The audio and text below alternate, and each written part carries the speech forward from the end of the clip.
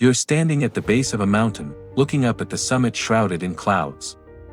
The distance feels impossible. The climb feels overwhelming. And somewhere in the back of your mind, a voice whispers that maybe you should just turn around and go home. But here's what that voice doesn't tell you: you don't need to reach the summit today. You don't even need to see it. All you need to do is take one step. And then another. And then another. Welcome to the most underrated secret of achievement, the compounding effect of small wins.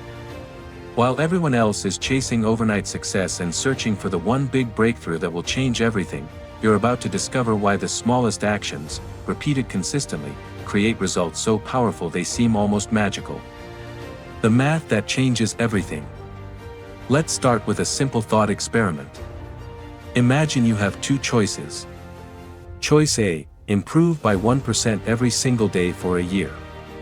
Choice B: get worse by 1% every single day for a year. Seems like a minor difference, right? Just 1%. What could that possibly matter? Here's what matters: if you improve by 1% every day for a year, you don't end up 365% better. You end up nearly 38 times better. That's a 3,700% improvement. On the flip side, if you decline by 1% every day, you deteriorate down to nearly zero. Not to 0%, but close enough that you've essentially lost everything you started with. This is compound interest applied to your life. And it's not just math, it's the fundamental principle behind every major transformation you've ever witnessed. The author who finally publishes their first novel didn't suddenly learn to write overnight. They wrote one page, then another, for years. The entrepreneur who builds $1 million business didn't stumble into success.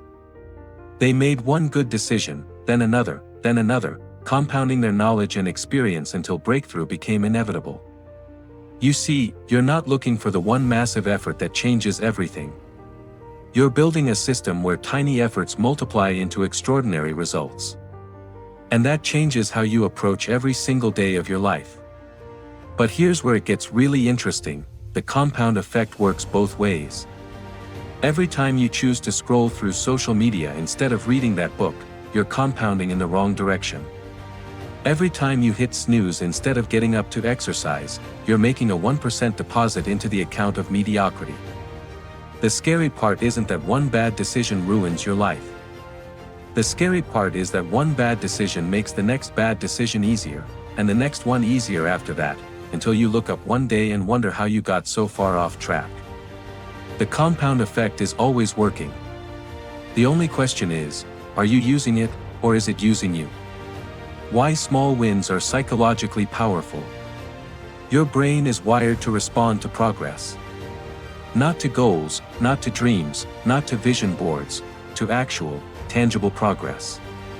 When you achieve something, even something small, your brain releases dopamine. That dopamine doesn't just make you feel good.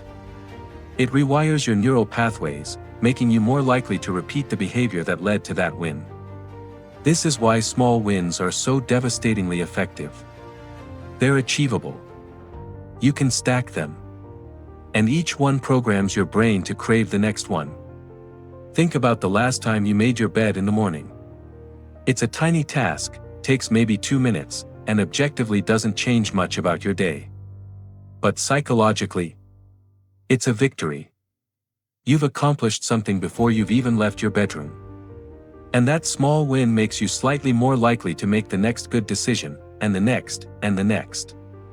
By the time you're at work, you've already built momentum.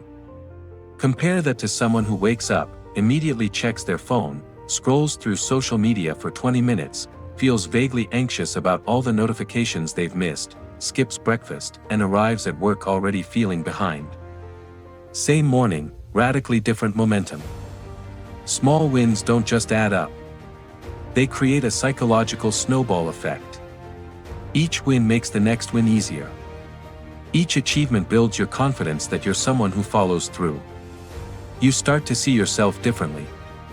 And when your identity shifts, your behavior shifts with it. There's another psychological principle at play here, the progress principle. Research shows that the single biggest motivator in the workplace isn't money, recognition, or even passion for the work itself. It's the feeling of making progress. People who feel like they're moving forward, even in small increments, are more motivated, more creative, and more resilient than people who feel stuck, even if those stuck people have better circumstances. You can harness this in your own life. Don't wait for the big breakthrough to feel motivated. Create small wins intentionally. Set up your day so that you're guaranteed to achieve something before noon.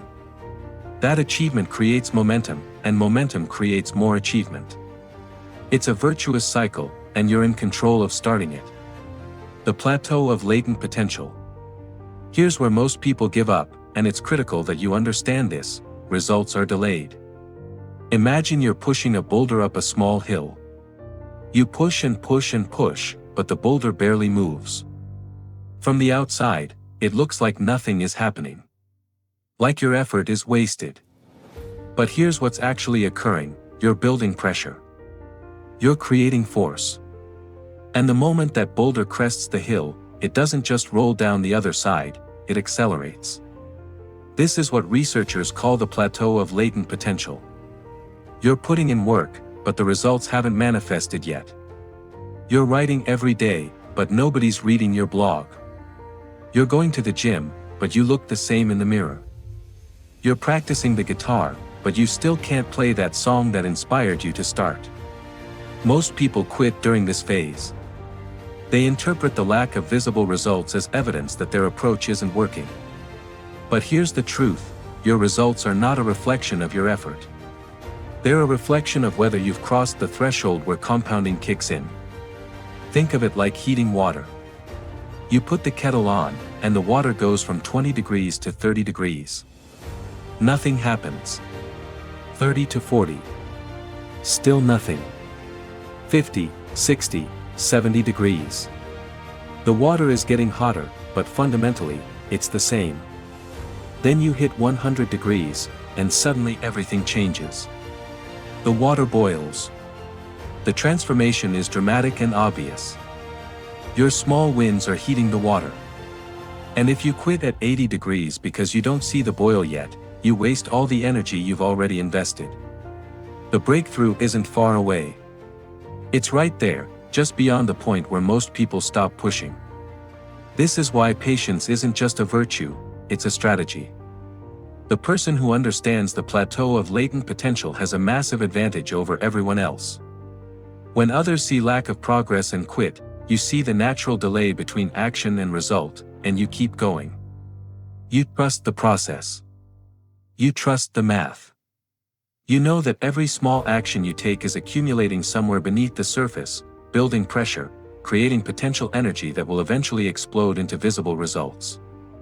The question isn't whether the breakthrough will come. The question is, will you still be there when it does? Systems over goals. You've been taught to set goals your entire life. And goals are fine, they give you direction. But here's the problem: goals focus you on the outcome, not the process. And if you're only focused on outcomes, you're going to struggle. Let's say your goal is to lose 20 pounds. That's an outcome. But what's your system? Your system might be: work out for 30 minutes, 5 days a week, and prepare healthy meals every Sunday. The system is what you do. The goal is what you hope happens as a result.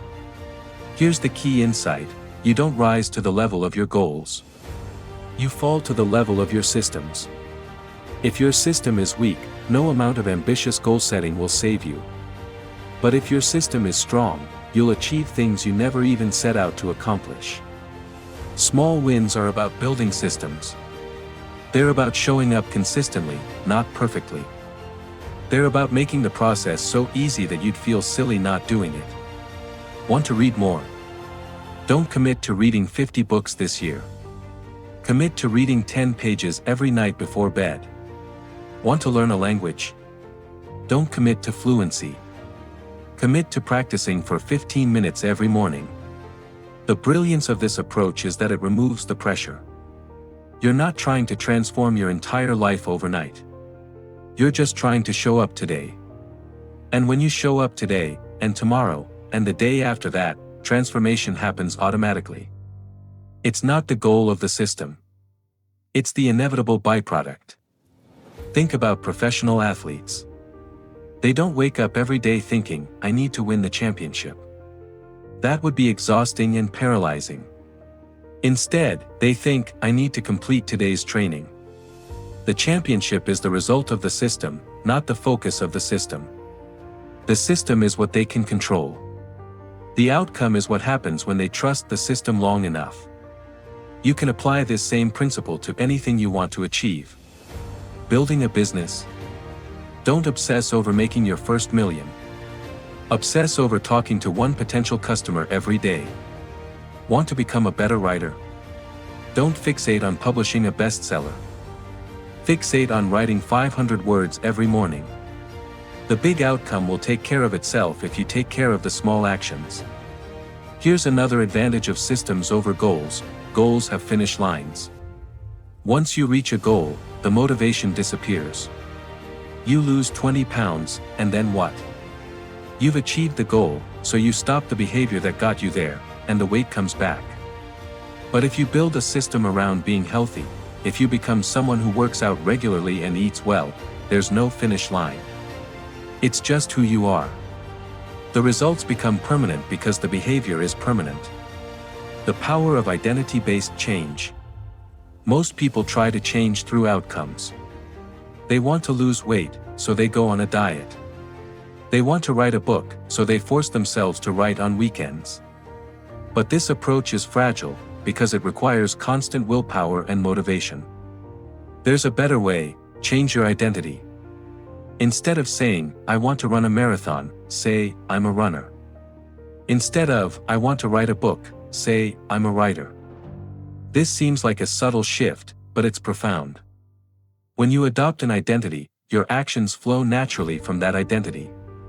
Runners run. Writers write. It's not a chore.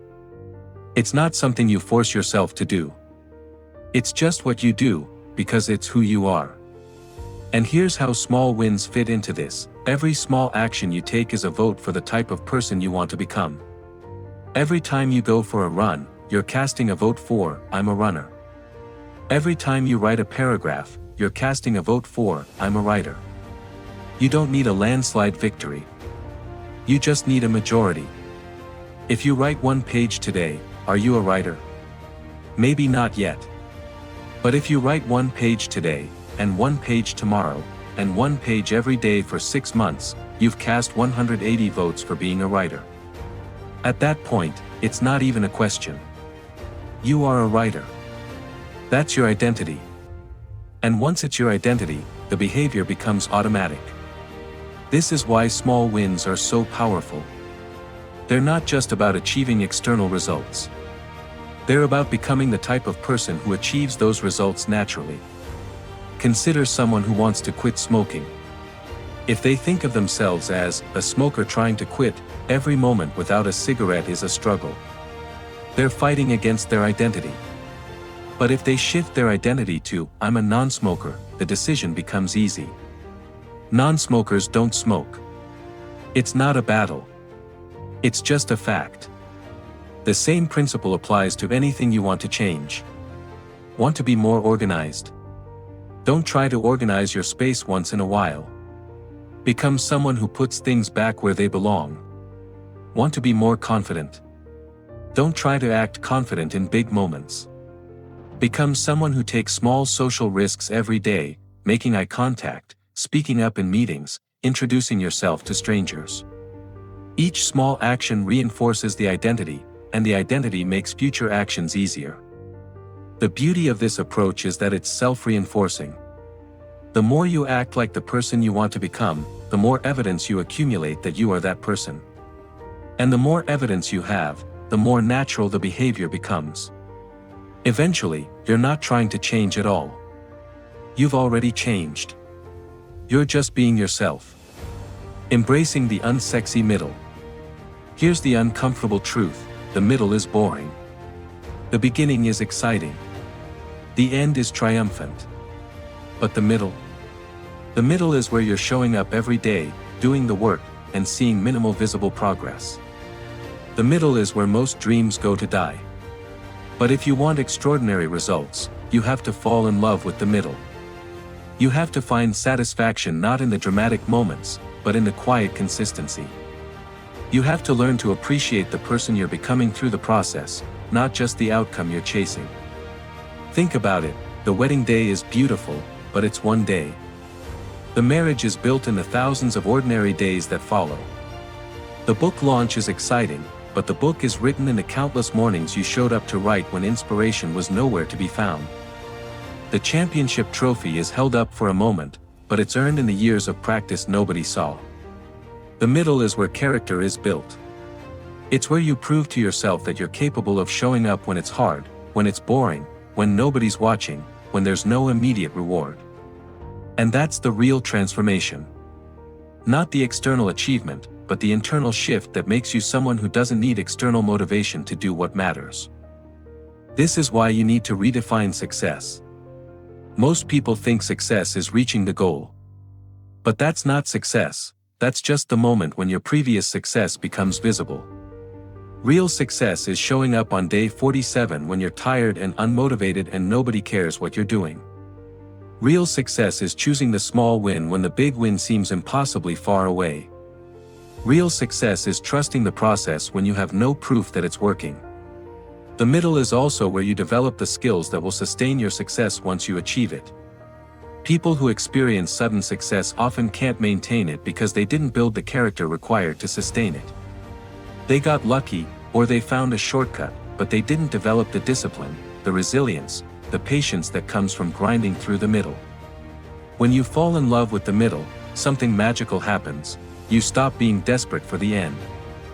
You stop checking the scale every day or refreshing your email obsessively or constantly comparing yourself to others who seem further ahead. You become someone who enjoys the journey, and people who enjoy the journey go further than people who are just enduring it until they reach some destination. Your next step. So where do you start? You start exactly where you are, with exactly what you have. You don't need a perfect plan. You don't need ideal circumstances. You just need to identify one small action you can take today that moves you in the direction you want to go. Want to get healthier? Do 10 push-ups right now. Want to learn something new? Read one article about it. Want to build a business? Send one email to a potential client. The action itself almost doesn't matter.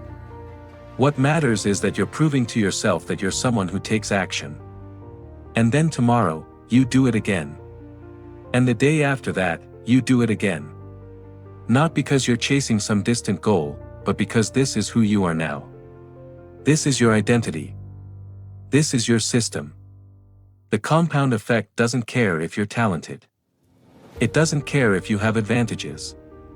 It only cares about one thing: consistency. Can you show up? Can you do the small thing, again and again, until the small thing becomes a big thing? You're not looking for the breakthrough moment. You're building toward it, one small win at a time. And when it comes, and it will come, it won't feel like luck. It won't feel like a miracle. It will feel like the inevitable result of all those tiny decisions you made when nobody was watching. That's the power of small wins. That's the compounding effect. And it's available to you right now, today, in this moment. All you have to do is start. The path to extraordinary results isn't complicated. It's just uncommon. Because most people won't do the boring work. Most people won't trust the process. Most people won't fall in love with small wins and delayed gratification. But you're not most people. You understand now that the secret isn't finding the one big thing.